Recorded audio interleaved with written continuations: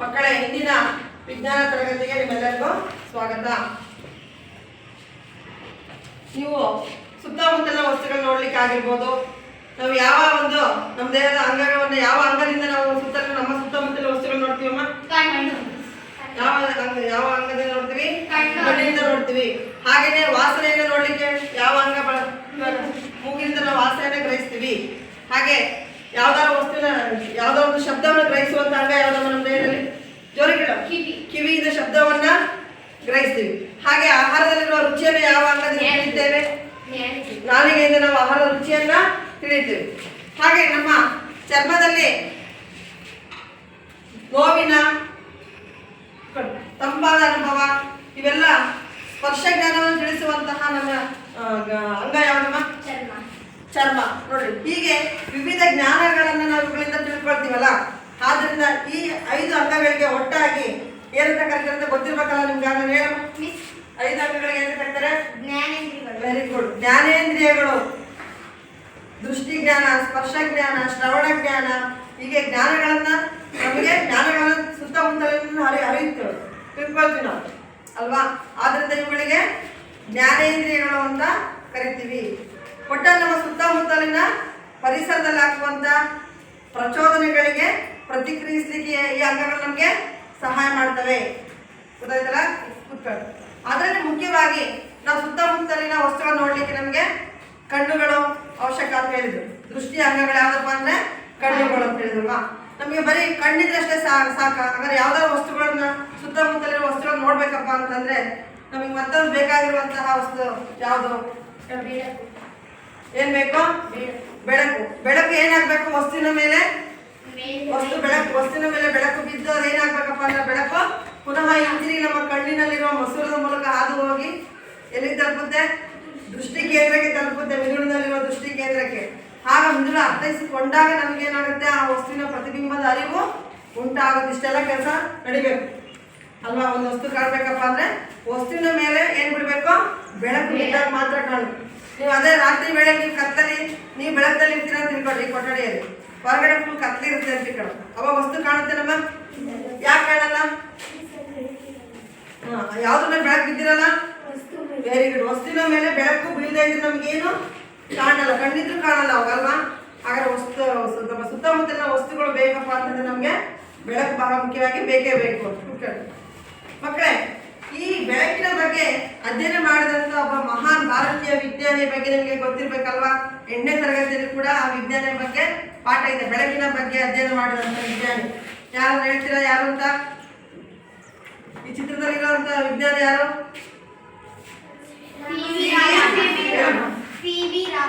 ಯಾರು? ಹೌದಲ್ವಾ? ನಿಮಗೆ 8ನೇ ತರಗತಿಯಲ್ಲಿ ಪಾಠ ಇದೆಯಲ್ಲ. ಇವರು ಯಾವ ದೇಶದ ವಿಜ್ಞಾನಿ? ನಮ್ಮ ದೇಶದ ಭಾರತೀಯ ಹೆಮ್ಮೆಯ ವಿಜ್ಞಾನಿ ಇವರು.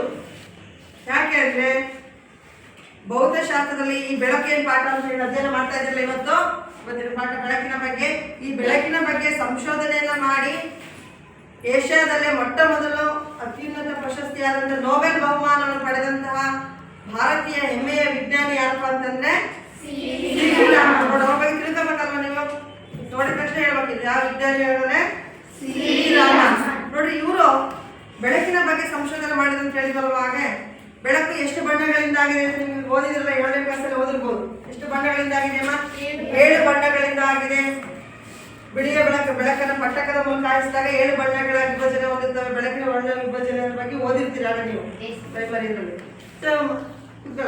ಈ ಸಿ ವಿ ರಾಮನ್ ಅವರು ಸಹ ಹಾಗೆ ಒಮ್ಮೆ ವಿದೇಶ ಪ್ರಯಾಣ ಮಾಡಿ ಹಡಗಿನಲ್ಲಿ ಬರ್ತಾ ಇದ್ರು. ಹಡಗಿನಲ್ಲಿ ಪ್ರಯಾಣ ಮಾಡ್ತಾ ಇದ್ರು ಸಮುದ್ರದಲ್ಲಿ. ಹಡಗಿನಲ್ಲಿ ಪ್ರಯಾಣ ಮಾಡ್ಬೇಕಾದ್ರೆ ಅವ್ರಿಗೊಂದು ಆಲೋಚನೆ ಬಂತು. ಯಾಕೆ ಆಕಾಶ ಯಾಕೆ ನೀಲಿ ಆಗಿದೆ? ನೀಲಿ ಬಣ್ಣನೇ ಯಾಕಿದೆ? ಸಮುದ್ರದ ಬಣ್ಣ ನೀರಿನ ಬಣ್ಣ ನೀಲಿ ಹಾಕಿದೆ. ಇವೆಲ್ಲವೂ ಕೂಡ ಅವರಿಗೆ ಮನಸ್ಸಲ್ಲಿ ಅವರಿಗೆ ಪ್ರಶ್ನೆಗಳು ಮೂಡಿತು. ನಂತರ ಅವರು ಬೆಳಕಿನ ಬಗ್ಗೆ ಸಂಶೋಧನೆ ಮಾಡಿದ್ರು. ಸಂಶೋಧನೆ ಮಾಡಿದ ನಂತರ ಅವರು ಸಂಶೋಧನೆ ಮಾಡಿದಂತಹ ಅದಕ್ಕೆ ವಿಷಯ ಏನಪ್ಪಾ ಅಂದ್ರೆ ರಾಮನ್ ಪರಿಣಾಮ ಅಂತ ಕರೀತಾರೆ. ಅಂದ್ರೆ ಬೆಳಕಿನ ಚದುರುವಿಕೆ. ಬೆಳಕು 7 ಬಣ್ಣಗಳಾಗಿ ಚದುರಿದಾಗ ಅದರಲ್ಲಿ ನೀಲಿ ಬಣ್ಣ ಹೆಚ್ಚು ಚದುರೋದ್ರಿಂದ ಆಕಾಶ ಯಾವ ಬಣ್ಣ ಇದೆ? ನೀಲಿ ಬಣ್ಣ ಇದೆ. ಹೀಗೆ ಬೆಳಕಿನ ಚದುರುವಿಕೆಯನ್ನು ಕುರಿತು ಏನ್ ಮಾಡಿದ್ರು ಇವರು? ಅಧ್ಯಯನ ಮಾಡಿದ್ದಕ್ಕಾಗಿ ಯಾವ ಬಹುಮಾನ ಬಂತು? ನೊಬೆಲ್ ಬಹುಮಾನ ಬಂತು.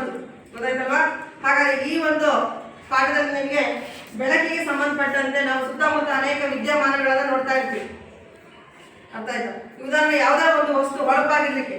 ಈ ಲೋಹದ ಮೇಲ್ಮೈ ಹೊಳಪಾಗಿದೆ ಅಲ್ವಾ, ಇಲ್ಲಿ ಕಾಣ್ತಾ ಇದೆ ಹೊಳಪಾಗಿದೆ ಅಂತಂದ್ರೆ ಮುಖ್ಯವಾಗಿ ಇದಕ್ಕೆ ಏನ್ ಕಾರಣ, ಆದ್ಮೇಲೆ ಬೆಳಕು ಬಿದ್ದಿರುತ್ತೆ. ಆ ಬೆಳಕು ಬಿದ್ದ ನಂತರ ಪುನಃ ಏನಾಗುತ್ತೆ, ಅದೇ ಮಾಧ್ಯಮಕ್ಕೆ ಹಿಂದಿರುಗುತ್ತೆ. ಸೊ ಈ ರೀತಿ ಬೆಳಕಿನ ಒಂದು ವಿದ್ಯಮಾನಕ್ಕೆ ನಾವೇನು ಕರಿತೀವಪ್ಪ, ಪ್ರತಿಫಲನ ಅಂತ ಕರಿತೀವಿ. ಬೆಳಕಿನ ಪ್ರತಿಫಲನ. ಹಾಗಾದ್ರೆ ನಿಮ್ಗೆ ಯಾರೋ ಒಬ್ರು ಸೆಮಿನಾರ್ ಕೊಟ್ಟಿದ್ದಲ್ವ ಇದು ಮಾಡ್ಲಿಕ್ಕೆ, ಬಂದು ಈ ಸೆಮಿನಾರ್ನ ನೀವು ಇಲ್ಲಿ ಪ್ರಸ್ತುತಪಡಿಸ್ರಿ. ಲಕ್ಷ್ಮಿ ಅಲ್ವಾ, ಲಕ್ಷ್ಮಿ, ಅನುಷಾ. ಬೆಳಕಿನ ಪ್ರತಿಫಲನ ಅಂದ್ರೆ ಏನು ಅಂತ ನಾವೀಗ ಚಟುವಟಿಕೆಗಳ ಮೂಲಕ ತಿಳ್ಕೊಳ್ಳೋಣ. ಬೆಳಕಿನ ಪ್ರತಿಫಲನ ಅಂದ್ರೆ ಏನು, ಬೆಳಕಿನ ಪ್ರತಿಫಲನ ನಿಯಮಗಳ ಬಗ್ಗೆ ಈಗ ಅವರು ತಿಳಿಸ್ತಾರೆ ನಿಮ್ಗೆ. ಏನ್ ಕೈಕೊಂಡಿರಿ ಹೇಳಿ, ಒಬ್ರು ಮಾಡಿ ಹೇಳಿ. ಮೊದಲಿಗೆ ನಾವು ಒಂದು ರೆಕ್ಟಲ್ ಲೈಟ್ ಅನ್ನು ತೆಗೆದುಕೊಂಡಿದ್ದೇವೆ, ಒಂದು ಸಮತಲ ದರ್ಪಣವನ್ನು ತೆಗೆದುಕೊಂಡಿದ್ದೇವೆ. ಈಗ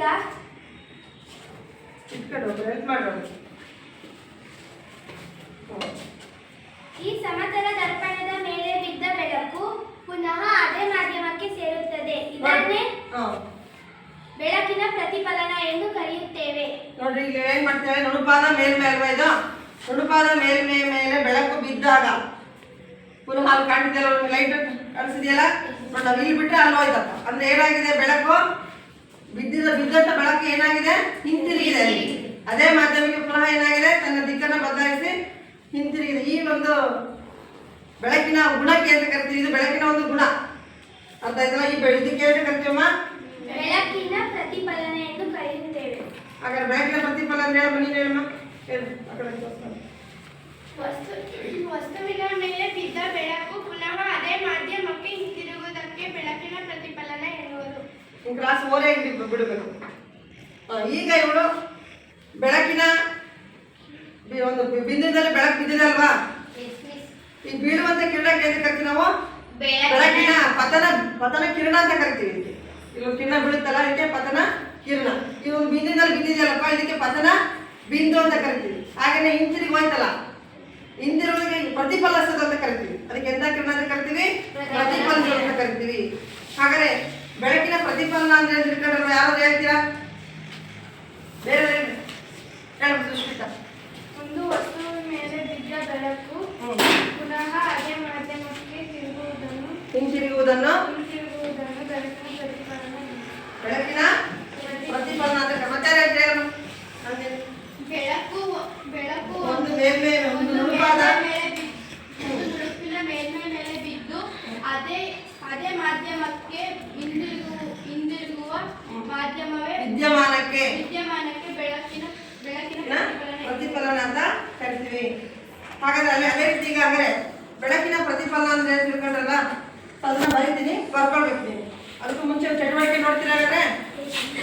ಬೆಳಕಿನ ಪ್ರತಿಫಲನ ಚಟುವಟಿಕೆ ತೋರಿಸು ಹೇಗೆ ಉಂಟಾಗುತ್ತೆ ಅನ್ನೋದನ್ನ ಚಟುವಟಿಕೆ ಮೂಲಕ ತೋರಿಸ್ತಾರೆ.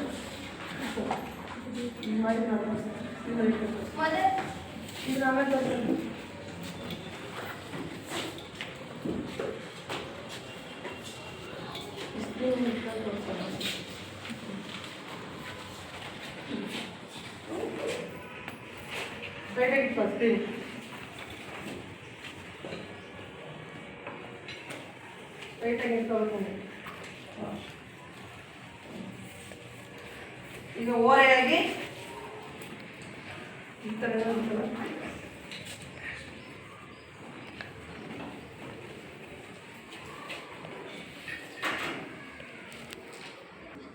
ನೋಡಿ, ಒಂದು ಲೇಸರ್ ಇಲ್ಲಿ ಒಂದು ದರ್ಪಣ ಇಟ್ಟಿದೀವಿ, ಒಂದು ಬಿಳಿ ಬಣ್ಣದ ಒಂದು ಪರ್ದೆನ ಇಟ್ಟಿದೀವಿ. ಇಲ್ಲಿ ಕಾಣಿಸ್ತಾ ಇದೆಯಲ್ವಾ, ಇದ್ರಾಗ ಯಾವ್ದಮ್ಮ ಪ್ರಧಾನ ಕಿರಣ ಯಾವ್ದಮ್ಮ ತೋರಿಸಿ ಮುದ್ದೆ ಇದು ಪತನ ಕಿರಣ, ಇದು ಪತನ ಬಿಂದು, ಇದು ಪ್ರತಿಫಲನ ಕಿರಣ. ಅದು ತೋರಿಸಿ ಹಿಂಗೆ ಹೋಗ್ತಾ ಇರೋದು. ಇದು ಪ್ರತಿಫಲನ. ಈ ಕಡೆ ಒಂದು ಗೆರೆ ಕಾಣ್ತಿದೆಯಲ್ಲ, ಎಂತ ಕಿರಣ, ಪ್ರತಿಫಲನ ಕಿರಣ. ಫುಲ್ ಕತ್ಲಿದ್ರೆ ನಿಮ್ಗೆ ಚೆನ್ನಾಗಿ ಅನ್ಸುತ್ತೆ.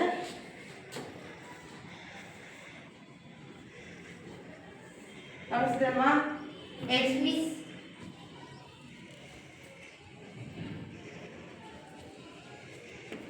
ಬ್ಯಾಟ್ರಿ ಇದಾಗಿದೆ. ಇವಾಗ ನೋಡ್ರಿ,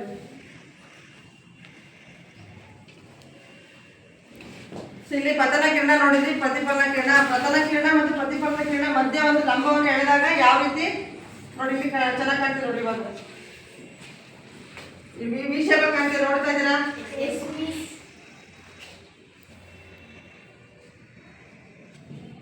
ಇಲ್ಲಿ ಈಗ ಪತನ ಕಿರಣ ನೋಡಿದ್ರಿ, ಪ್ರತಿಫಲನ ಕಿರಣ ನೋಡಿದ್ರಲ್ವ? ಒಬ್ಬರು ಇಟ್ಕೊಂಡು ನೀವು ತೋರಿಸ್ತೀವಿ. ಸೊ ಮಧ್ಯದಲ್ಲಿ ಒಂದು ಲಂಬವನ್ನು ಎಳೆದಾಗ ಎರಡು ಕೋನಗಳು ಉಂಟಾಗ್ತವೆ. ಸೊ ಅದನ್ನು ನಾವೀಗ ಚಿತ್ರದ ಮೂಲಕ ತೋರಿಸೋಣ. ಇದ್ರ ಜೊತೆ ಮತ್ತೊಂದು ಚಟುವಟಿಕೆ ನಿಮ್ಮ ಪಠ್ಯಪುಸ್ತಕದಲ್ಲಿ ಇತ್ತು ಅಲ್ವಾ? ಅದನ್ನ ತೋರಿಸೋಣ, ಹೇಳೋದು. ಪಠ್ಯಪುಸ್ತಕದಲ್ಲಿರುವ ಚಟುವಟಿಕೆ ಮಾಡಿ ತೋರಿಸ್ತೀವಿ. ನೋಡ್ರಿ, ಅಲ್ಲಿ ವಿ ಶೇಪ್ ಕಾಣ್ತಿದೆ ಅಲ್ವಾ? ಇದು ಪತನ ಕಿರಣ ಈ ಕಡೆ ಇರೋದು, ಪ್ರತಿಫಲನ ಕಿರಣ ಮಧ್ಯದಲ್ಲಿ ಪತನ ಬಿಂದು ಅಂತ ಕರಿತೀವಿ.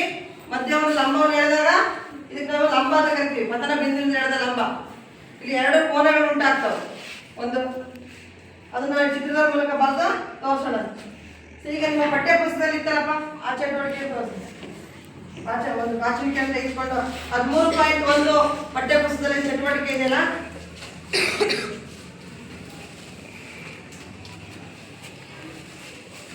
ಏನು ಮಾಡಿದೆ ಅಂತ ಹೇಳಮ್ಮ. ನಾವು ಈಗ ಮೊದಲು ಒಂದು ಬಾಚಣಿಕೆಯನ್ನು ತೆಗೆದುಕೊಂಡಿದ್ದೇವೆ. ಅಲ್ಲಿ ಒಂದು ಸೀಳು ಕಡ್ಡಿಯನ್ನು ಹೊರತುಪಡಿಸಿ ಎಲ್ಲ ಕಡ್ಡಿಯನ್ನು ಒಂದು ಬಿಳಿ ಕಾಗದದಿಂದ ಮುಚ್ಚಿದ್ದೇವೆ. ನೋಡಿ, ಬಾಚಣಿಕೆ ಏನ್ ಮಾಡಿದಾಳೆ, ಒಂದು ಬಿಳಿ ಕಾಗದ ಇಟ್ಕೊಂಡಿದ್ದಾರೆ. ಒಂದೇ ಒಂದು ಇದನ್ನ ಬಿಟ್ಟು ಮಧ್ಯದಲ್ಲಿ ಗೆರೆ ಇರೋದನ್ನ ಬೆಳಕು ಹಾಯಿಸ್ಲಿಕ್ಕೆ ಇದನ್ನು ಮುಚ್ಚಿದ್ದಾರೆ. ಆಮೇಲೆ ಏನ್ ಮಾಡುದು? ಮೊದಲು ಒಂದು ಸಮತಲ ದರ್ಪಣವನ್ನು ತೆಗೆದುಕೊಂಡಿದ್ದೇವೆ ಮತ್ತು ಒಂದು ಬಿಳಿ ಹಾಳೆಯನ್ನು ಬೋರ್ಡಿನ ಮೇಲೆ ಅಂಟಿಸಿದ್ದೇವೆ.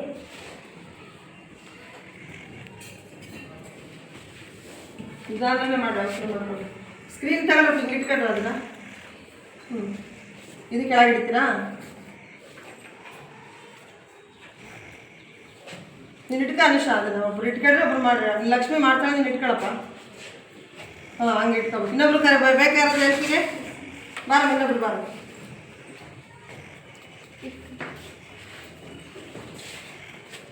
ನೀನು ಆ ಕಡೆ ಸ್ಕ್ರೀನನ್ನು ಇಟ್ಕೊಳಪ್ಪ, ಅದ್ರ ಮೇಲೆ ಬೀಳುತ್ತೆ ಕ್ಲೀನಾಗಿ ಸ್ಕ್ರೀನ್ ಇದು ಮಾಡೋಕೆ ಇಟ್ಕೊ. ನೀನು ಇಟ್ಕೊಳಪ್ಪ, ನೀನು ಈ ಕಡೆ ಬಾಯಿ ಲಕ್ಷ್ಮಿ, ನೀನು ಈ ಕಡೆ.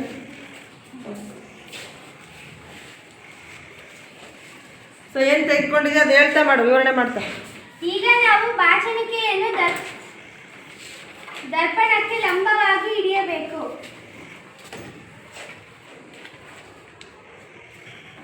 ಇನ್ನೊಬ್ರು ಕರೀಲ ನೋಡ್ತಾ ಇದ್ದೀರಲ್ಲ ಈಗ ಈ ಒಂದು ರಂಧ್ರ ನೀವು ಬಿಟ್ಕೊಂಡಿದ್ದಲ್ಲ, ಜಾಗ ಬಿಟ್ಟಿದ್ದಲ್ಲ, ಅಲ್ಲಿಂದ ಏನು ಹಾಯಿಸ್ತಾ ಇದ್ದಾರೆ? ಬೆಳಕಿನ ಪಥವನ್ನು ಹಾಯಿಸ್ತಾರೆ, ಲೈಟನ್ನು ಹಾಯಿಸ್ತಾ ಇದ್ದಾರೆ. ಈಗ ಅದ್ರ ಮೂಲಕ ಏನಾಗ್ತಿದೆ ಅಮ್ಮ? ಅದು ಇದ್ರ ಮೇಲೆ ಬಿದ್ದಲ್ಲಿ ಏನು ಬೀಳ್ತಾ ಇದೆ ಹೇಳಿ, ವಿವರಣೆ ಮಾಡಿ ಲಕ್ಷ್ಮಿ. ಈಗ ಬಾಚಣಿಕೆಯ ಸೀಳು ಕಡ್ಡಿಯ ಮೂಲಕ ಅದು ಬೆಳಕು ಹಾಯಿಸಿದಾಗ ಅದೇ ಪುನಃ ಅದೇ ಮಾಧ್ಯಮಕ್ಕೆ ಸೇರುತ್ತಿದೆ.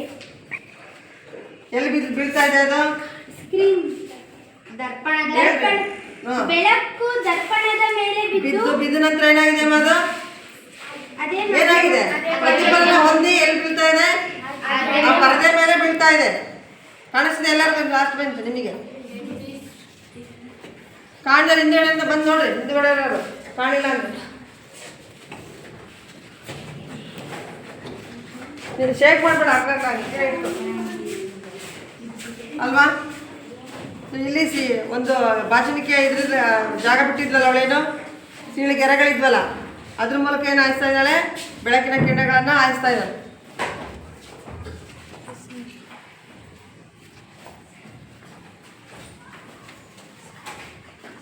ಹತ್ರ ಬಂದು ನೋಡಿದ್ರೆ ಎಲ್ಲರೂ ಕಾಣಿಸ್ತಲ್ವಾ?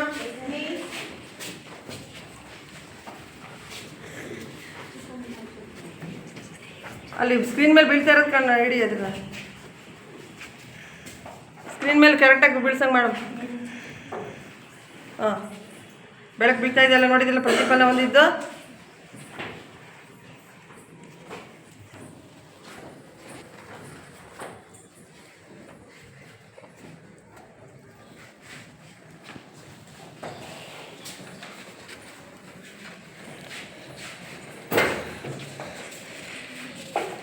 ಆಯ್ತಾ? ನೋಡಿದ್ರಾ? ಮತ್ತೇನಾದ್ರು ಹೇಳ್ತಿದ್ಯಾ ಲಕ್ಷ್ಮಿ? ಇದನ್ನು ಪ್ರತಿಫಲನ ತೋರಿಸುವ ವ್ಯವಸ್ಥೆ ಎಂದು ಕರೆಯುತ್ತೇವೆ. ಇನ್ನೊಂದು ಚಟುವಟಿಕೆ ಮೂಲಕ ನಿಮ್ಮ ಪಠ್ಯಪುಸ್ತಕದಲ್ಲಿರುವ ಇನ್ನೊಂದು ಚಟುವಟಿಕೆ ಅಲ್ವಾ ಇದು. ಇದ್ರ ಮೂಲಕ ಅವಳು ಬೆಳಕಿನ ಪ್ರತಿಫಲನ ಆಗಿ ಪರದೆ ಮೇಲೆ ಬೀಳೋದನ್ನ ನೋಡಿದ್ರಲ್ವ ಈಗ.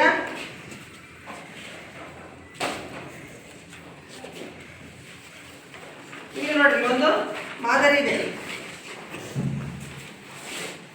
ಕೇಳು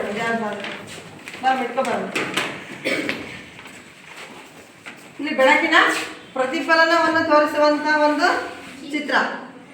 ಇದು ನೋಡ್ಕೊಂಡು ಎಕ್ಸ್ಪ್ಲೇನ್ ಮಾಡ್ಕೊಂಡು ಈಗ ಈ ಬೆಳಕಿನ ಬಿಡ್ತಲ್ಲ ಇದು ಕಿರಣ, ಇದು ಈ ಕಿರಣಕ್ಕೆ ಏನಂತ ಕರೀತಾರೆ ಹೇಳು.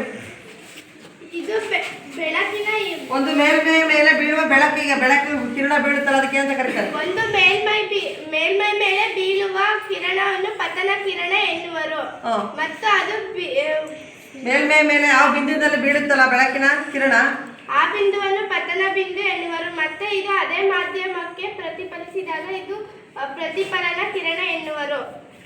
ಪತನ ಕೋನ ಮತ್ತು ಪತನ ಬಿಂದುವಿನಲ್ಲಿ ಏನಾಗಿದೆ ಏನ್ ಹೇಳ್ತಿದೀವಿ ಇದಕ್ಕೆ ಗೆರೆ ಎಳೆದಿದ್ದೀವಲ್ಲ ಇದಕ್ಕೆ ಅಂತ ಕರಿತೀವಿ ಲಂಬವನ್ನ ಗೆರೆ ಎಳೆದಿದ್ದೀವಲ್ಲಪ್ಪ ಅದಕ್ಕೆ ಅಂತ ಕರಿತೀವಿ ಲಂಬ ಅಂತ ಕರಿತೀವಿ. ನೋಡಿ ಇದು ಓ ಅಂತ ಕರೆದ್ರೆ ಪತನ ಬಿಂದು, ಎ ಓ ಅನ್ನೋದು ಏನಂತ ಕಿರಣ ಪತನ ಕಿರಣ, ಓ ಬಿ ಅನ್ನೋದು ಪ್ರತಿಫಲನ ಕಿರಣ, ಓ ಸಿ ಅನ್ನೋದು ಲಂಬ.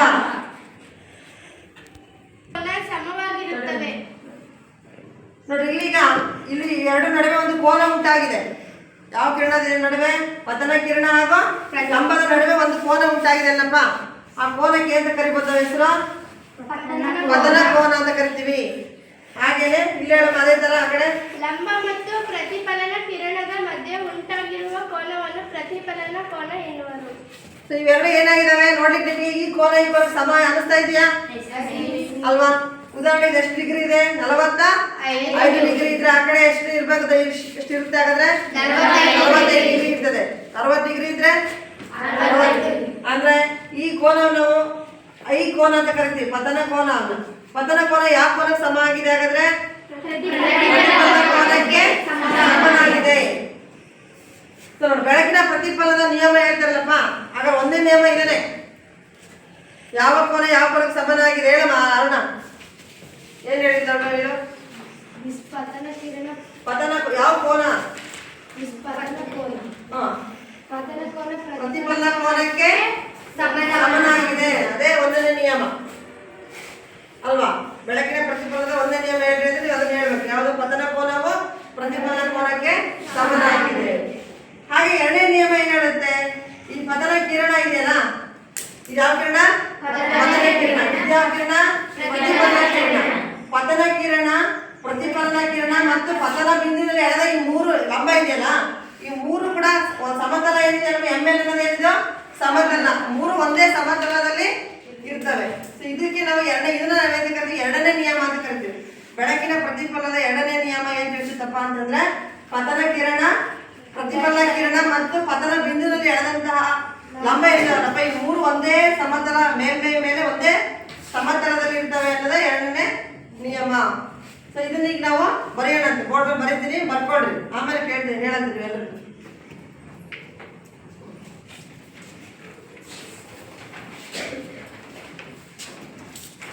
ಮೊದಲನೇದಾಗಿ ಬೆಳಕಿನ ಪ್ರತಿಫಲನ ಕುತ್ಕೊಂಡು ಬರ್ಕೊಳ್ರಿ ಈಗ.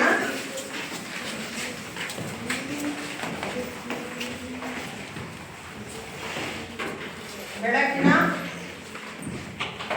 ಪ್ರತಿಫಲನ ಅಂದ್ರೆ ಏನು?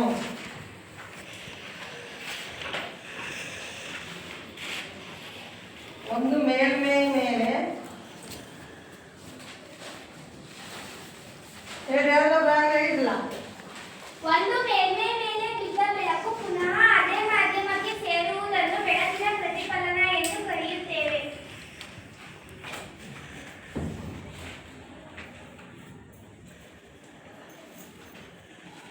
ಪುನಃ ಅದೇ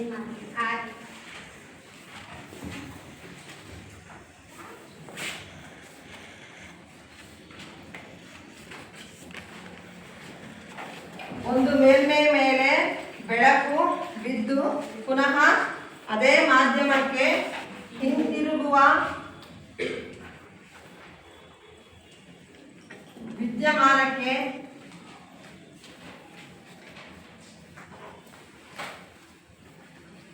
ಬೆಳಕಿನ ಪ್ರತಿಫಲನ ಎಂದು ಎನ್ನುತ್ತಾರೆ.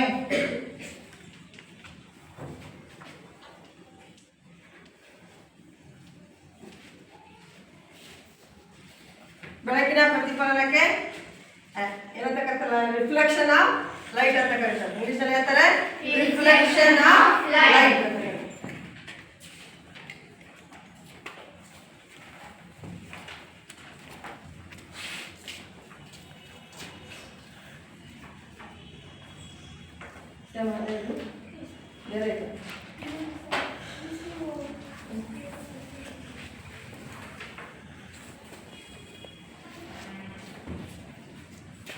ಬೆಳಕು ಒಂದು ಮೇಲ್ಮೈ ಮೇಲೆ ಬಿದ್ದು ಹಾಗಾದ್ರೂ ಬರಿಬೋದು.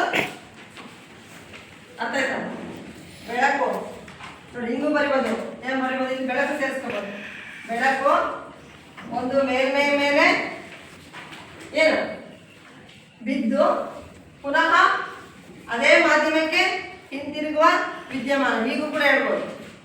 ಬೆಳಕು ಒಂದು ಮೇಲ್ಮೈ ಮೇಲೆ ಬಿದ್ದು ಪುನಃ ಅದೇ ಮಾಧ್ಯಮಕ್ಕೆ ಹಿಂತಿರುಗುವ ವಿದ್ಯಮಾನಕ್ಕೆ ಅಂತ ಕರೀತಾರೆ ಬೆಳಕಿನ ಪ್ರತಿಫಲನ. ಇಂಗ್ಲಿಷ್ ಅಲ್ಲಿ ಅಂತ ಕರೀತಾರೆ ರಿಫ್ಲೆಕ್ಷನ್ ಆಫ್ ಲೈಟ್ ಅಂತ ಕರೀತಾರೆ. ಗೊತ್ತಾಯ್ತಾ? ಹಾಗೂ ಬರಿಬೋದು. ಎರಡು ರೀತಿ ಯಾವ ತರ ಬರಿಬೋದು.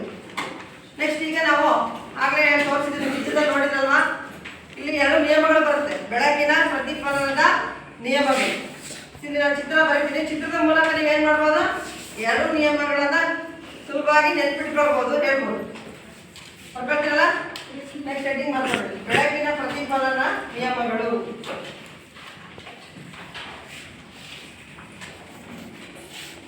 ಬೆಳಕಿನ ಪ್ರತಿಫಲನದ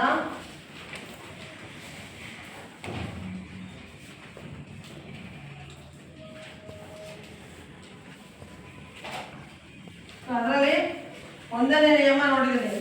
ಒಂದು ಚಿತ್ರ ಬರೋಣ.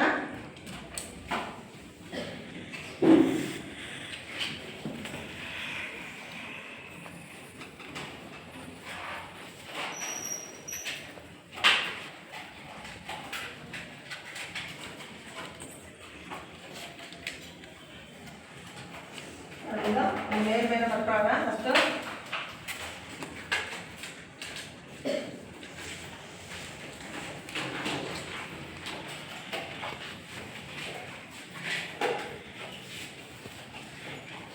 ಬೆಳಕಿನ ಕಿರಣ ಬೀಳ್ತಾ ಇದೆ. ಇದು ಹಿಂತಿರುಗ್ತಾ ಇದೆ. ಮಾಡೋದ ಗೊತ್ತಲ್ಲ, ಈ ರೀತಿ ತೋರಿಸಿದೆ. ಇದು ಓ ಅಂತ ಕರೆಯೋಣ.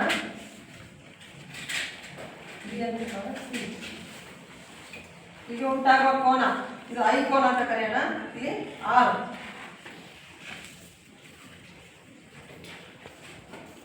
ಪತನ ಕೋನ ಅಂತ ಬರ್ಕೊಳ್ಳಿ.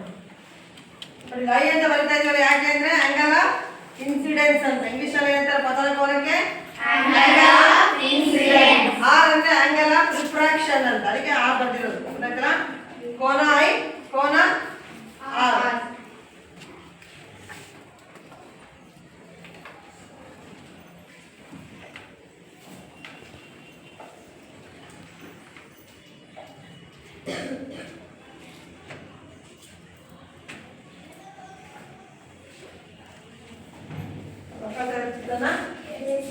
ಈಗ ಎರಡು ನಿಯಮಗಳನ್ನ ನಾವು ಬರೆಯೋಣ ಈ ಕಡೆ.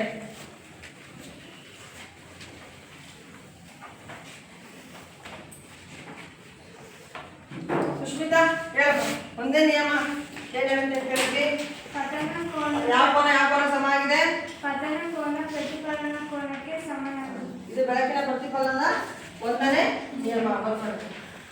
ಒಂದನೇ ನಿಯಮ.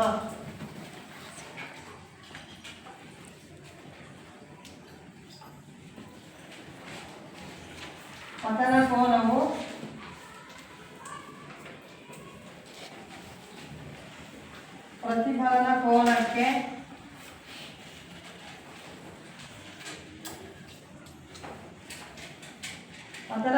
ಪ್ರತಿಫಲನ ಕೋನಕ್ಕೆ ಸಮನಾಗಿರುತ್ತದೆ. ಸಮನಾಗಿರುತ್ತದೆ. ಪತನ ಕೋನಕ್ಕೆ ಯಾವ ಅಕ್ಷರ ಬಳಸ್ತೀವಿ ನಾವಿಲ್ಲಿ? ಐ ಕೋನ. ಐ ಕೋನ ಇಸ್ ಈಕ್ವಲ್ ಟು ಆರ್ ಕೋನ. ಪತನ ಕೋನ ಪ್ರತಿಫಲ ಈ ಸಿಂಬಲ್ ಕೂಡ ಬರೀಬೇಕು. ಆಯ್ತಾ? ಕೋನ I ಕೋನ R ಹಾಗೆ ನೆಕ್ಸ್ಟ್ಗೆ ಎರಡನೇ ನಿಯಮ ಹೇಳಿ.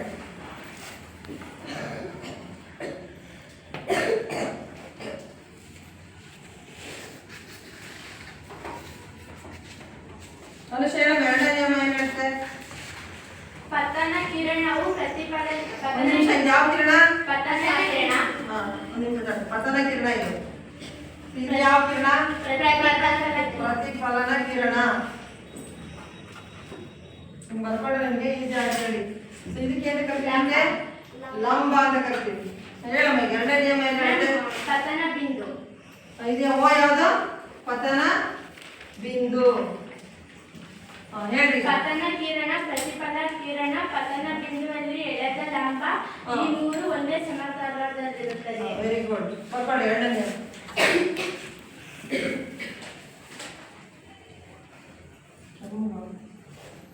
ಪತನ ಕಿರಣ, ಪ್ರತಿಫಲನ ಕಿರಣ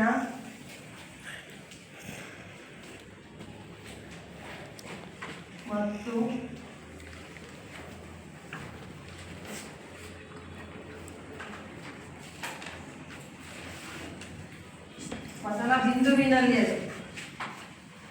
ಪತನ ಬಿಂದುವಿನಲ್ಲಿ ಎಳೆದ ಲಂಬ,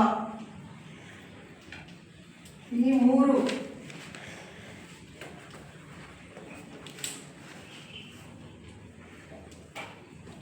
ಒಂದೇ ಸಮತಲದಲ್ಲಿರುತ್ತದೆ. ಇದು ಬೆಳಕಿನ ಪ್ರತಿಫಲನದ ಎರಡನೇ ನಿಯಮ. ಎರಡು ನೀವು ಕಲ್ತ್ಕೊಬಿಟ್ಟಿದ್ರೆ, ಬೆಳಕಿನ ಪ್ರತಿಫಲನ ಅಂದ್ರೇನು ಹಾಗೂ ಬೆಳಕಿನ ಪ್ರತಿಫಲನದ ಎರಡು ನಿಯಮಗಳು. ಎರಡು ಅಂಶಗಳು ಬಂದು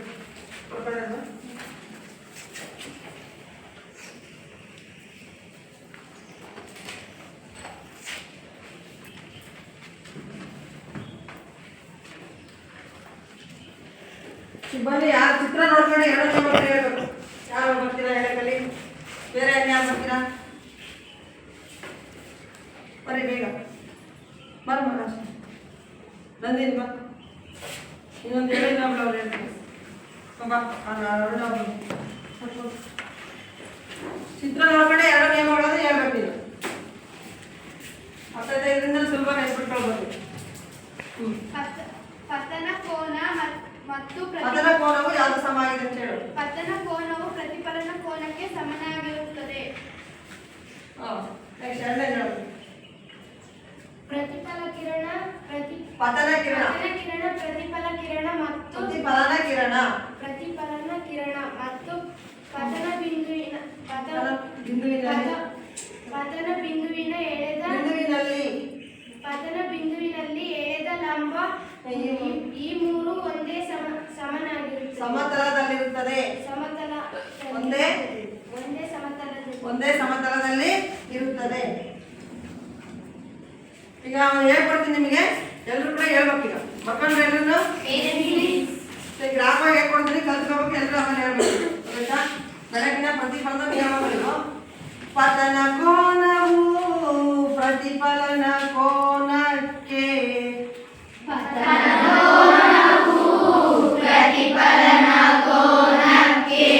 ಸಮನಾಗಿರುವುದೇ ಒಂದನೇ ನಿಯಮ.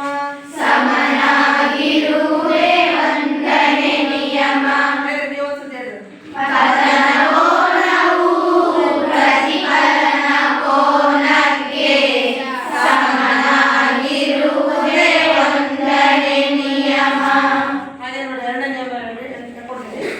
ಪತನ ಕಿರಣ, ಪ್ರತಿಫಲನ ಕಿರಣ ಮತ್ತು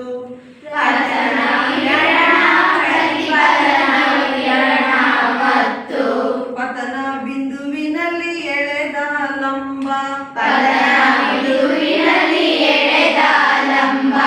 ಈ ಮೂರು ಒಂದೇ ಸಮತಲದಲ್ಲಿರುತ್ತದೆ.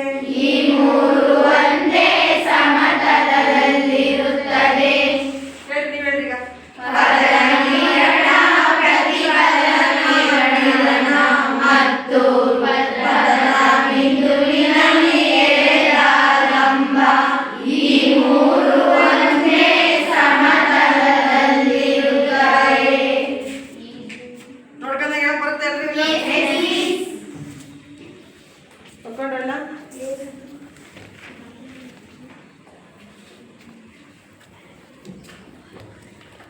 ಮಕ್ಕಳೇ, ಈಗ ನೀವು ಇದುವರೆಗೂ ಬೆಳಕಿನ ಪ್ರತಿಫಲನ ಅಂದ್ರೆ ಏನು, ಬೆಳಕಿನ ಪ್ರತಿಫಲನದ ನಿಯಮಗಳು ಕಲ್ತ್ಕೊಂಡ್ರಲ್ವಾ ಚಟುವಟಿಕೆ ಮೂಲಕ.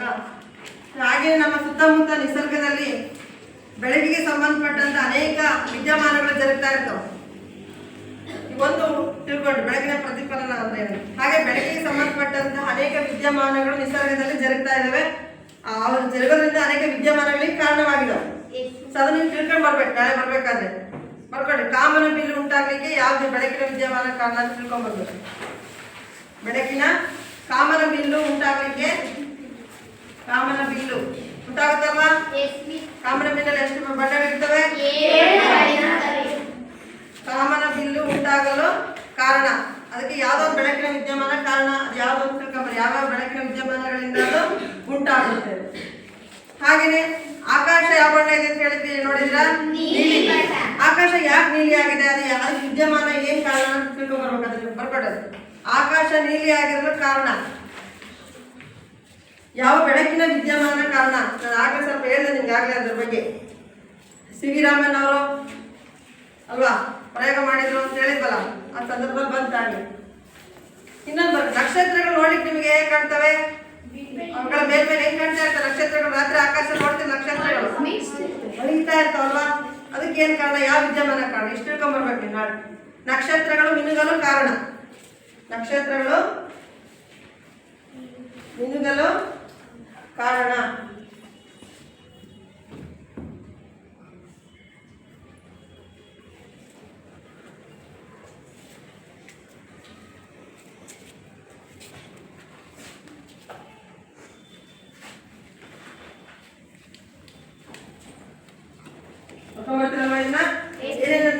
ತಿಳ್ಕೊಂಡು ನೀವು ತಿಳ್ಕೊಂಡ್ಬರ್ಬೇಕು. ಇನ್ನೊಂದ್ಸತಿ ಬೆಳಕಿನ ಪ್ರತಿಫಲನ ಅಂದ್ರೆ ಹೇಳ ಮಂಜುವತಿ. ಬೆಳಕಿನ ಪ್ರತಿಫಲನ ಡೆಫಿನೇಷನ್ ಹೇಳು. ಬೆಳಕು ಒಂದು ಮೇಲ್ಮೈ. ಬೆಳಕು ಒಂದು ಮೇಲ್ಮೈ ವಸ್ತುವಿನ ಮೇಲೆ ಬಿದ್ದಾಗ ಮತ್ತೆ ಹಿಂತಿರುಗುವ. Very good. ಪುನಃ ಅದೇ ಮಾಧ್ಯಮಕ್ಕೆ ತಿರುಗುವುದಕ್ಕೆ ಹಿಂತಿರುಗುವುದಕ್ಕೆ ಬೆಳಕಿನ ಪ್ರತಿಫಲನ. ಇನ್ನೊಬ್ರು ಹೇಳಿ, ಬೇರೆ ಹೇಳ್ರಿ.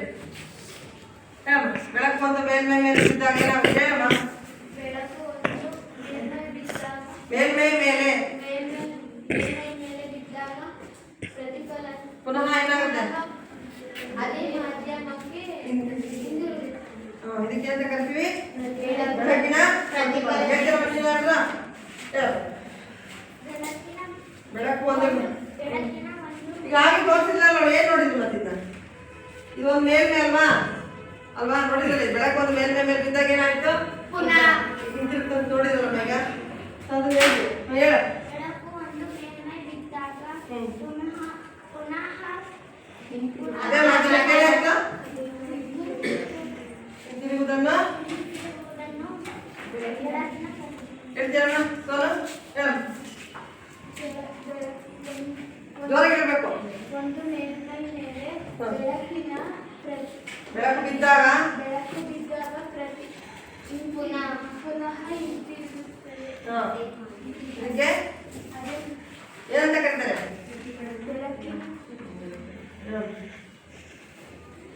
ಬೆಳಕು ಒಂದು ಮೇಲ್ಮೈ ಮೇಲೆ ಬಿದ್ದಾಗ ಪುನಃ ಅದೇ ಮಾಧ್ಯಮಕ್ಕೆ ಹಿಂತಿರುವುದಕ್ಕೆ ಬೆಳಕಿನ ಒಂದು ಮೇಲ್ಮೈ ಮೇಲೆ ಬಿದ್ದಾಗ ಪುನಃ ಅದೇ ಮಾಧ್ಯಮಕ್ಕೆ ಹಿಂತಿರುಗುತ್ತದೆ. ಇದನ್ನು ಬೆಳಕಿನ ಪ್ರತಿಫಲನ. ನಿಯಮಗಳು ಒಂದೇ ನಿಯಮ ಹೇಳು. ಪತನ ಕೋನವು ಪ್ರತಿಫಲನ ಕೋನಕ್ಕೆ ಸಮನಾಗಿರುತ್ತದೆ. ಇದು ಬೆಳಕಿನ ಪ್ರತಿಫಲನದ ಒಂದನೇ ನಿಯಮ. ಪೂಜಾ ಎರಡನೇ ನಿಯಮ ಹೇಳ್ತೀನಪ್ಪ. ಹೇಳು ಎರಡನೇ ನಿಯಮ ಹೇಳು. ಪತನ ಬಿಂದುವಿನಲ್ಲಿ ಪತನ ಕಿರಣ ಪ್ರತಿಫಲನ ಕಿರಣ ಮತ್ತು ಲಂಬ ಎಳೆದ. ಯಾವ ಬಿಂದುವಿನಲ್ಲಿ? ಪತನ ಬಿಂದುವಿನಲ್ಲಿ ಎಳೆದ ಲಂಬ ಈ ಮೂರು ಒಂದೇ ಸಮತಲದಲ್ಲಿ ಇರುತ್ತದೆ. ಏನು ಕೊಟ್ಟಿದ್ದೀರಲ್ಲ ಅಮ್ಮನಿಗೂ ಕುಗ್ಗಾಡಿ ಕಲ್ತ್ಕೊಂಡ್ಬರ್ಬೇಕು. ಬರ್ಕೊಂಡು ಬರ್ತೀನಾ? ಧನ್ಯವಾದಗಳು ಎಲ್ಲರಿಗೂ. ನಾವು ಈಗ ಬೆಳಕಿನ ಪ್ರತಿಫಲನ ಎಂದರೇನು, ಬೆಳಕಿನ ಪ್ರತಿಫಲನದ ನಿಯಮಗಳ ಬಗ್ಗೆ ತಿಳಿಸುತ್ತಿದ್ದೇವೆ. ಮೊದಲಿಗೆ ಬೆಳಕಿನ ಪ್ರತಿಫಲನ ಎಂದರೆ ಬೆಳಕು ಒಂದು ಮೇಲ್ಮೈ ಮೇಲೆ ಬಿದ್ದು ಪುನಃ ಅದೇ ಮಾಧ್ಯಮಕ್ಕೆ ಹಿಂದಿರುಗುತ್ತದೆ.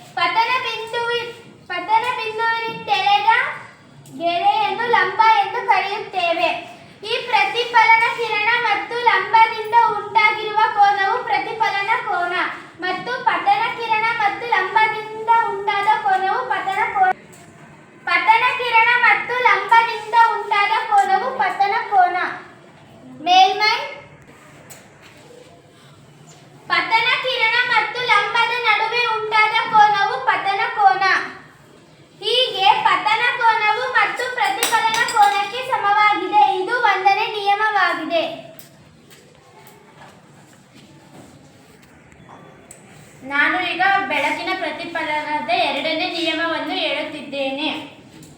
ಪತನ ಕಿರಣ ಪ್ರತಿಫಲನ ಕಿರಣವು ಮತ್ತು ಪತನ ಬಿಂದುವಿನಲ್ಲಿ ಎಳೆದ ಲಂಬವು ಈ ಮೂರು ಒಂದೇ ಸಮತಲದಲ್ಲಿರುತ್ತದೆ. ಪತನ ಕಿರಣ, ಪ್ರತಿಫಲನ ಕಿರಣ, ಪತನ ಬಿಂದುವಿನಲ್ಲಿ ಎಳೆದ ಲಂಬ ಈ ಮೂರು ಒಂದೇ ಸಮತಲದಲ್ಲಿರುತ್ತದೆ. ಇದು ಎರಡನೇ ನಿಯಮ. ಇದು ಬೆಳಕಿನ ಪ್ರತಿಫಲನದ ಎರಡನೇ ನಿಯಮ.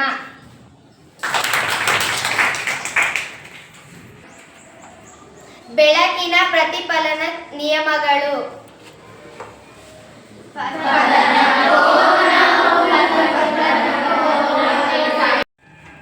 ನಾವು ಬಹು ಪ್ರತಿಬಿಂಬವನ್ನು ಹೇಳುತ್ತೇವೆ. ಎರಡು ಸಮತಲ ದರ್ಪಣಗಳನ್ನು ತೆಗೆದುಕೊಂಡು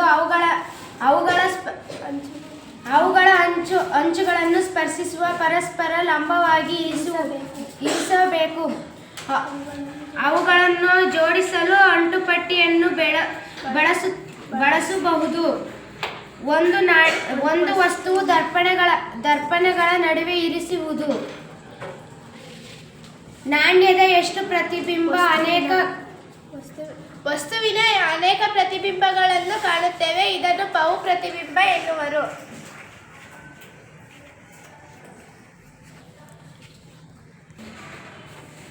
ಇಲ್ಲಿ ನಾವು ಒಂದಕ್ಕಿಂತ ಹೆಚ್ಚು ಪ್ರತಿಬಿಂಬಗಳನ್ನು ಕಾಣಬಹುದು. ಇಲ್ಲಿ ನಾವು 4 ಪ್ರತಿಬಿಂಬಗಳನ್ನು ಕಾಣುತ್ತಿದ್ದೇವೆ. ಇದನ್ನು ಬಹು ಪ್ರತಿಬಿಂಬ ಎನ್ನುವರು.